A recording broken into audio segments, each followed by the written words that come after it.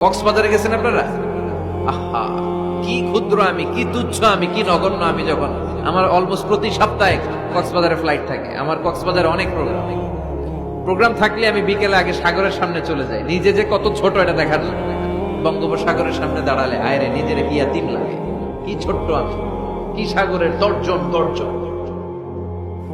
হিমছড়িতে যখন যাই, সিলেটের মাধবকুণ্ডে যখন যাই, মালয়েশিয়াতে মাঝে মাঝে যাই, ক্যামেরন হাইল্যান্ডে কিছু ওয়াটারফল আছে। আল্লাহু আকবার! এই ঝর্ণার আওয়াজের মধ্যে মনে হয় যেন আল্লাহর জিকির শোনা যায়। ঝর্ণার দিকে তাকালে, আকাশের দিকে তাকালে, বাতাসের দিকে তাকালে, আকাশের রব, আল্লাহর অস্তিত্ব সেখানে আছে না নাই? চিল্লায় বলেন আছে না নাই? এই জন্য নাস্তিকদের যুক্তিগুলো খোড়া যুক্তি। তারা বলে আনসিন ইজ নাথিং, যেটা দেখি না ওইটা মানি না। এরকম কিছু গাধা আছে না নাই? হাদারাম, উল্লুক্কা পাঠা, যেটা দেখি না ওইটা মানি না। আচ্ছা বলেন তো, আমরা কোনোদিন আমেরিকা দেখছি সরাসরি? কথা কয় না।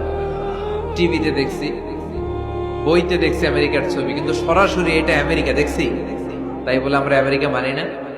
কথা বলেন। নাস্তিক যারা কথা বলে, এরা বাতাস দেখতে পায়?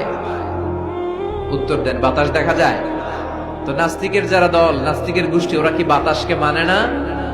Why do you believe on that? Why do you believe on air in the atmosphere?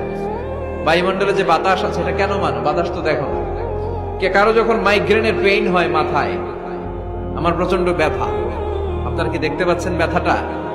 কিন্তু মাথায় যে ব্যথা হয় এটা আপনারা মানেন না, নাস্তিকেরা মানে না। তাহলে ওদের যুক্তির কোনো গ্রাউন্ড আছে? কোনো গ্রাউন্ড নাই। যেটা দেখা যায় না এটা নাকি ওরা বিশ্বাস করে। আল্লাহ বলেন সৃষ্টির দিকে তাকা, নজর করে দেখ, আমি আল্লাহর নিদর্শন আছে। সুবহানাল্লাহ পড়েন।